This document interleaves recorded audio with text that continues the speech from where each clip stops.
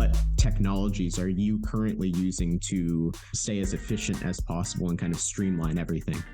I think that the reason why I wanted to talk about this is because of what we're using today, ChatGPT. And so I think that there's a lot of new technology coming out with like a lot of different promises. And so I've been trying a few of them out to see what works for me and what doesn't. But I think ChatGPT has been a great resource. So with that, my favorite things to do with it are when I code, have it write the framework for me, and then I'll go back and actually edit, make it usable. And then I also like to put in papers and have it tell me like what are the three like main points of this paper as like a highlight, and then I'll look through the paper to look at those points more specifically. And so I think that technology allows us to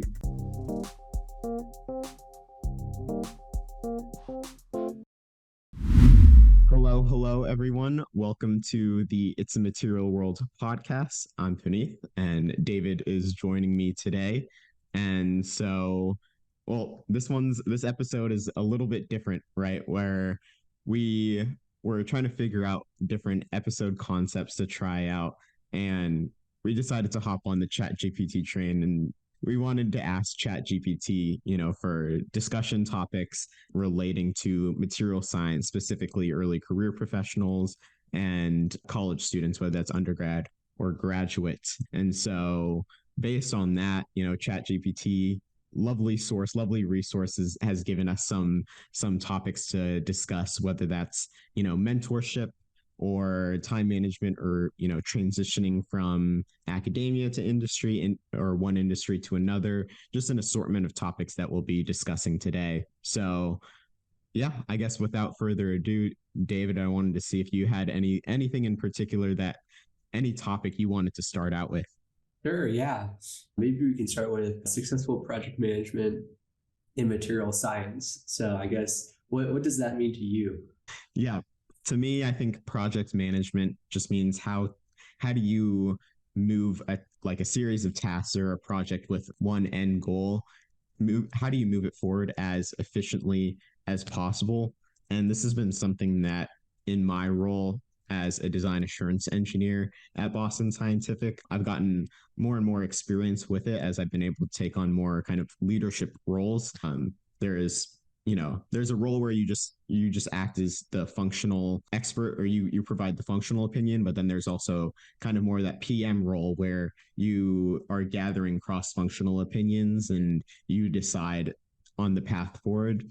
I think one of the key learnings that I've had is from like the first project that I managed or led to the one I'm leading right now, it's to define the problem statement as clearly as possible and make sure that that's visible and known, like with each meeting that you have, so people understand the scope of the investigation or whatever the goal is. And then having kind of like, I guess I use a slide deck or just a project management tool to identify, here are the different things that we need to look into to get to the root cause or identify potential root causes. Here are the tasks that we're looking at. Here's who's responsible, and here's like the deadline to kind of accomplish that task. So everyone understands, like, okay, here's the goal. Here's why my task specifically is important to reaching that goal.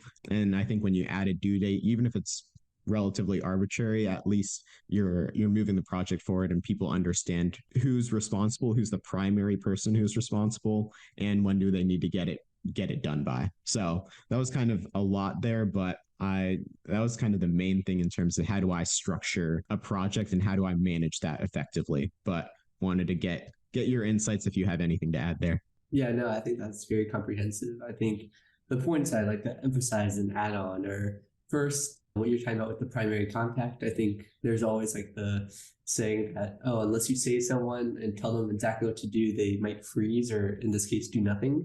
So I think just making sure that there's a person that is solely responsible, but also that there's backup people. So identify key resources to help and support. So that would just be like saying, this is the primary, and then this is the secondary person that'll be working on this project. I think is very helpful so that they don't feel alone and they have someone to immediately go to for help or support. I think other than that, you did a really good job. Maybe just something to add upon is how to prioritize. I think that prioritization of tasks is extremely hard. So it really all goes back to the main goal and then figuring out the workflow of exactly what needs to be accomplished before you reach a goal.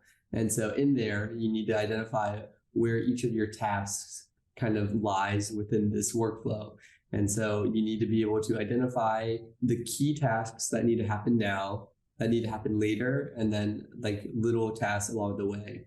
So what I mean is that some key task has to be done at the end once everything else is ready. And so prioritization can work along that workflow so that we can prioritize the things that need to be done earlier to unlock what needs to be done later. I think in like a more of a visual way, you can make a timeline and be able to plot it all out to effectively prioritize and then mediate.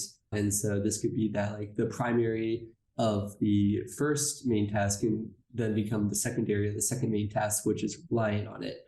And so in this way, you can cycle out who's in charge and then also have people who have done some of the legwork then become the support system to support the second task. Yeah.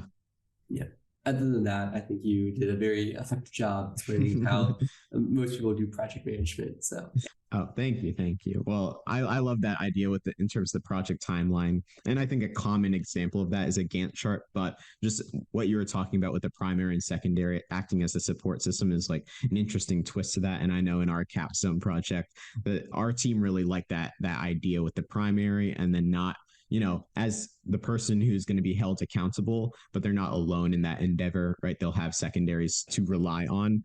And just kind of to maybe wrap this topic with a bow, it's just important to keep continuous communication with your team members and the stakeholders involved. So in my case, for example, there's like the core team that I work with on a daily or weekly basis, and I have meetings with them on a weekly basis to see, okay, where are we at with various tasks? But then there's also the managers who want to be kept in the loop. They want higher level updates so they see that the project is moving forward and that they can offer their thoughts and not be kept totally out of the dark, right? And so it's important to have separate, or one thing that I learned is it helps to have separate meetings because sometimes managers don't want to be, fully in the weeds of the technical details. They don't want to, be potentially wasting their time in those conversations. They just want the higher level updates. So I found it to be more efficient to separate a management review meeting versus a technical team meeting. And then also in those technical team meetings, just continuing to communicate action items in potentially a follow-up email so everybody's clear on exactly what their tasks are. So hopefully that kind of wraps our recommended project management strategies with a bow. But I guess the next thing that I wanted to talk about is now time management. So this is more personal, less group focused, but how do you manage your time effectively as a material scientist, whether that's, prioritizing your tasks and overcoming distractions, and also even, what technologies are you currently using to stay as efficient as possible and kind of streamline everything? I think that the reason why I wanted to talk about this is because of what we're using today, ChatGPT. And so I think that there's a lot of new technology coming out with like a lot of different promises. And so I've been trying a few of them out to see what works for me and what doesn't. But I think ChatGPT has been a great resource. So with that, my favorite things to do with it are when I code, have it write the framework for me, and then I'll go back and actually edit, make it usable.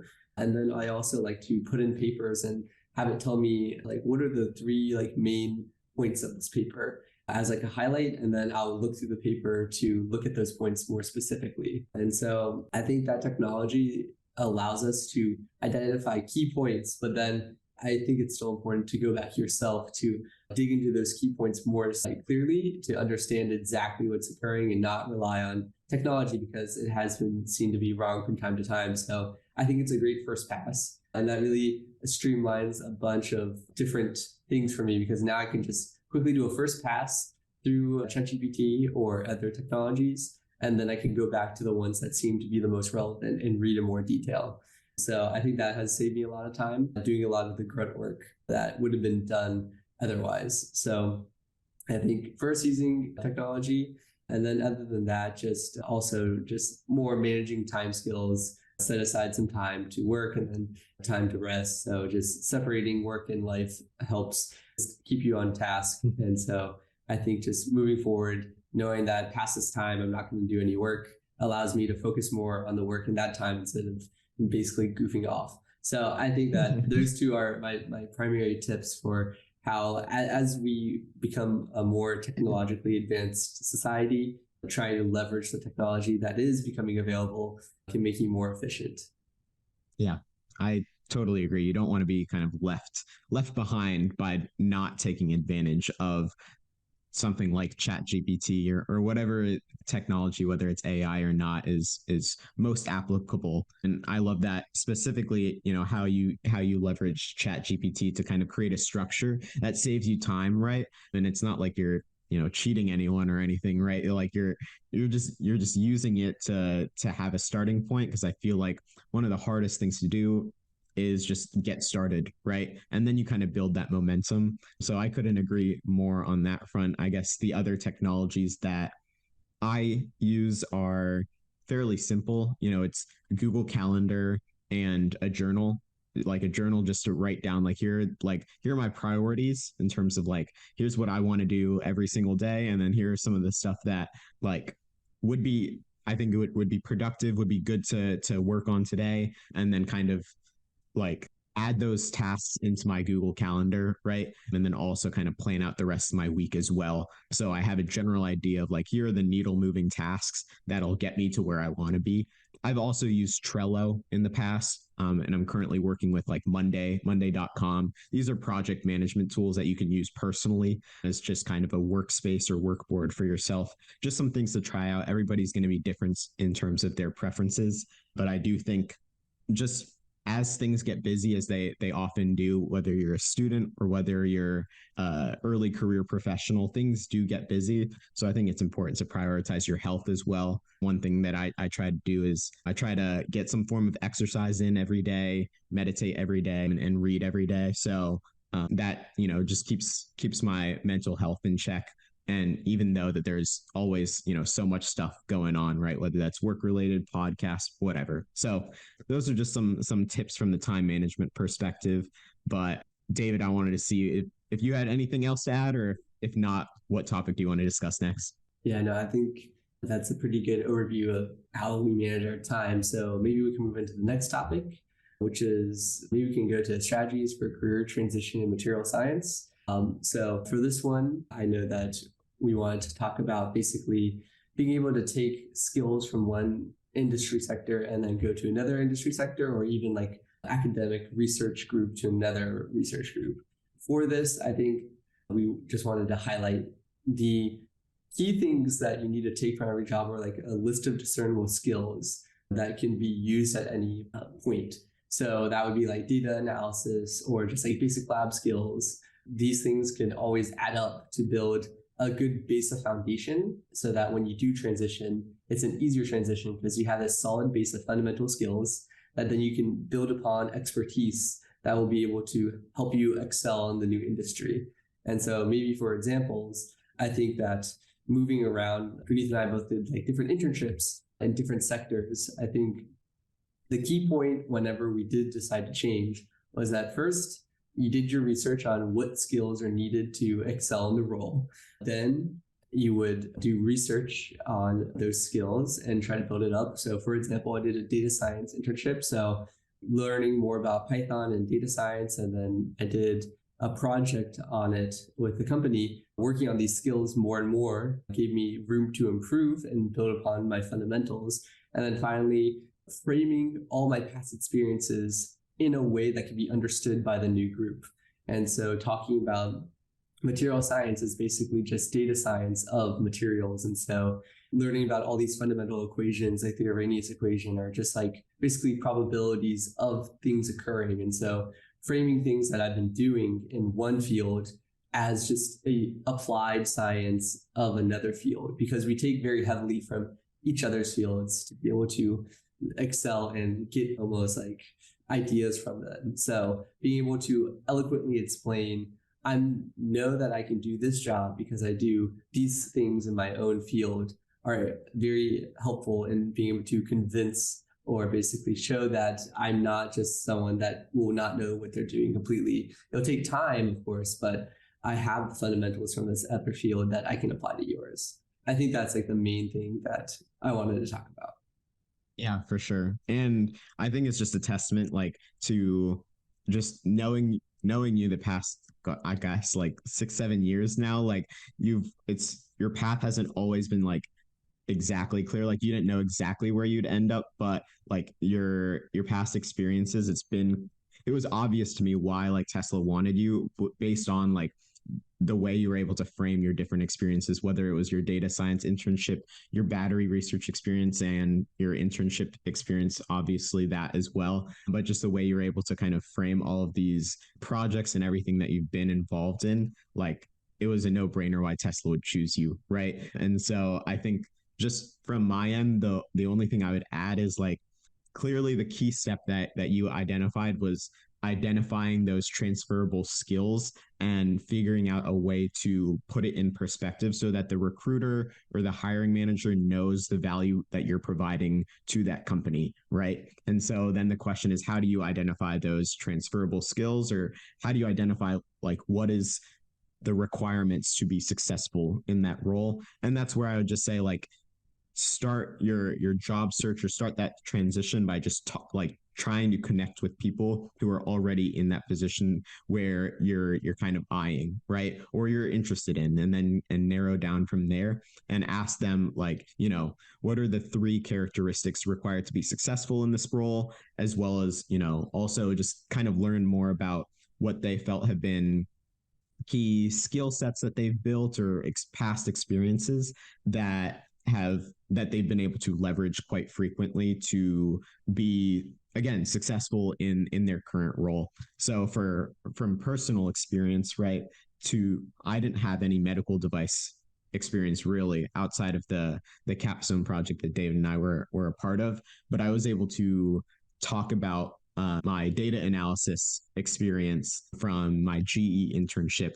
or my research experience, or even my materials testing and characterization experience at Solvay, and transfer that and show like, hey, like I have this research and data analysis experience that I know just from my conversations with other design assurance engineers is a prerequisite to kind of being a successful engineer in medical devices. And I was able to simulate the design process in the medical device space through my capstone project. But one gap that I identified was that I didn't have Minitab experience. That's a statistical tool. I had various experience with Excel, but I knew that Minitab was a prerequisite, or not necessarily prerequisite, but just kind of a preferred experience based on reading the job description as well as talking to people at Boston Scientific and other medical device companies. And so as a result, that was something where it's like, okay, I can learn this without having like an internship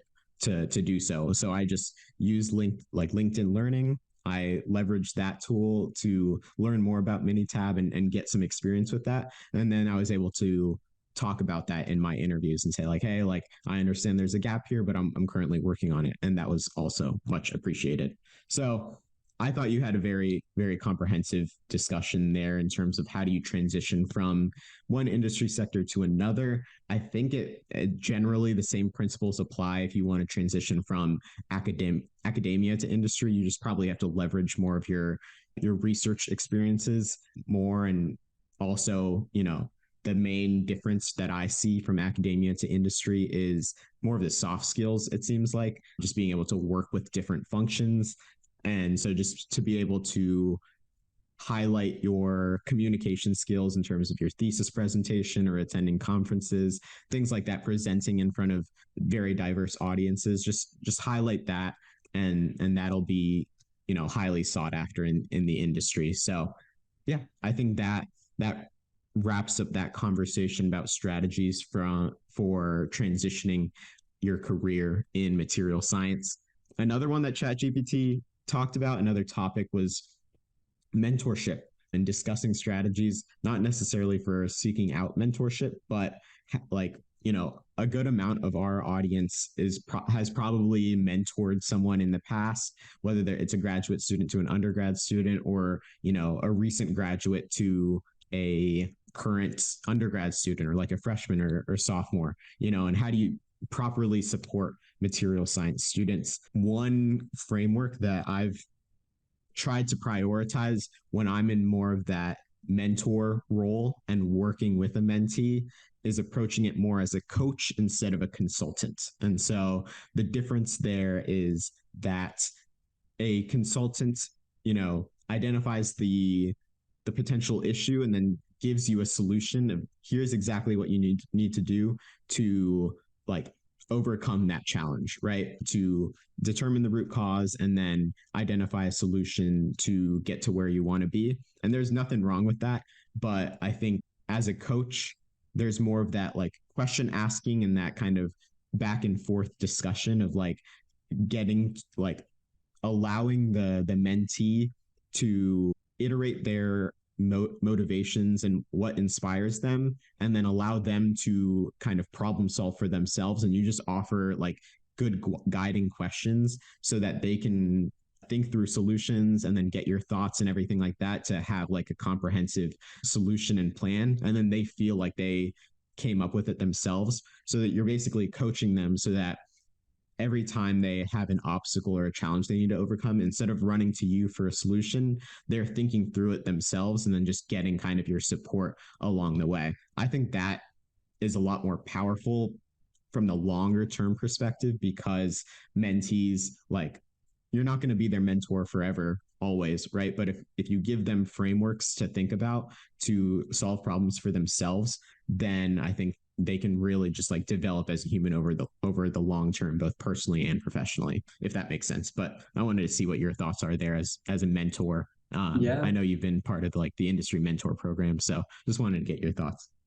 Yeah, I think that the most useful thing for being a mentee, going to a mentor, or trying to mentor others is basically being a nice source of information and next steps. Because I feel like a lot of times when someone comes to you for support, they're almost lost. And so it's very nice to go to someone who has seen more things and has accomplished more than you, and ask them like, what are some next steps with like, oh, I'm moving across country, like what should I be thinking about for a job? Or I want to move career professions, like how like would I start considering this? And so other than what Punith said, I think that just being someone with more like knowledge is always super useful. And just hearing about their experiences can start to give some light about how I might tackle a problem. And so I think just being a good resource is one thing.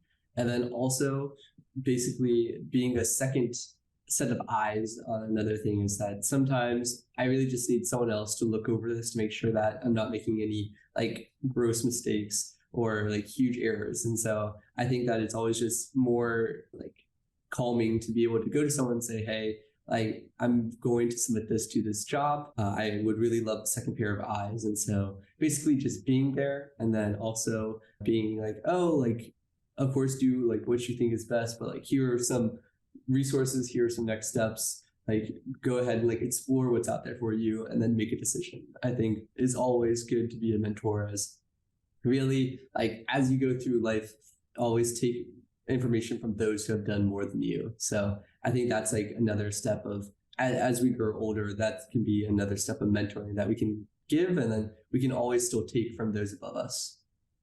Yeah, absolutely. And I think it's just as a follow up to that, it seems like mentees, like each mentor mentee relationship is different, and mentees sometimes need different things. And that's something that I'm constantly learning.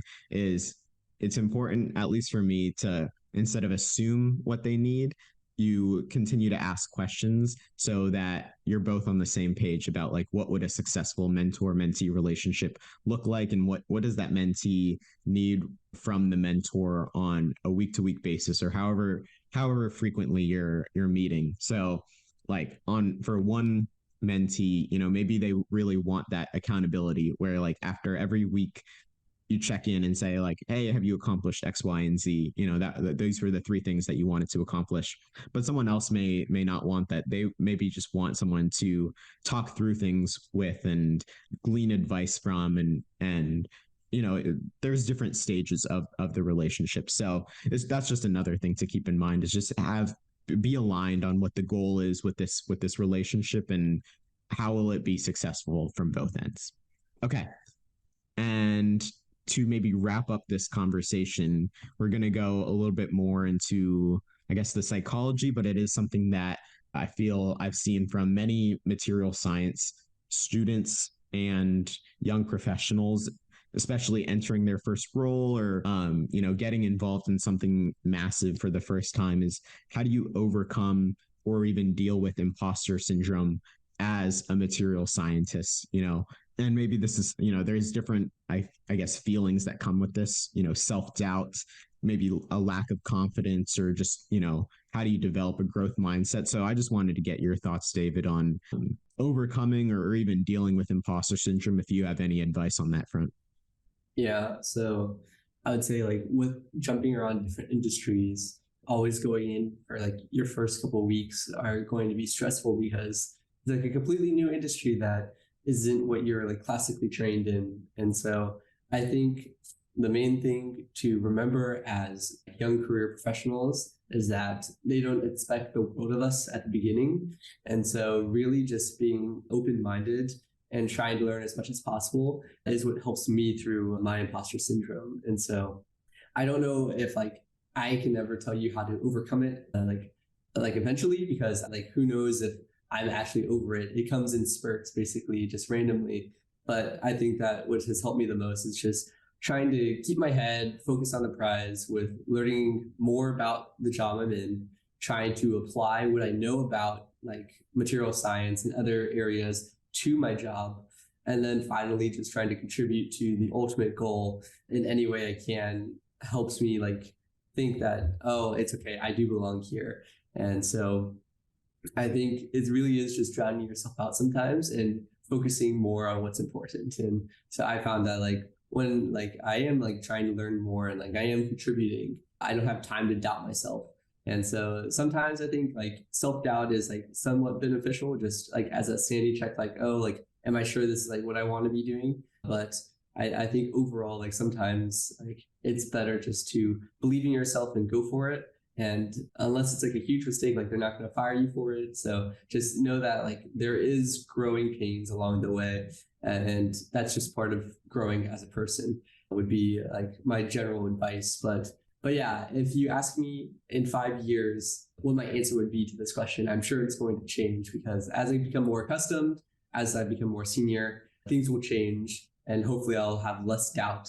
But it is a very large problem that really it's up to you just to believe in yourself over non-belief in yourself, I think. Right. And so as I become more accustomed to my role, I'll gain more knowledge and become more of an expert. And I think that will be the biggest driver overall is time. Definitely. One thing that I read about recently is the concept of auto-suggestion. And the general premise is, if you continue to repeat phrases about your own identity often enough, then you'll slowly basically program your mind to believe it, and like it'll get to your subconscious that this is just how it is, right? And so one thing that if imposter syndrome is something that you're dealing with, is just potentially like reading and writing every day, like something about your identity in terms of the confidence, like I belong, like I earn this role, whatever, right? Like I can't, give specific advice, but just something to potentially read about is auto-suggestion, and something to practice on a daily basis. I've personally seen it's helpful for me to build my confidence in areas where I feel like I'm lacking in experience.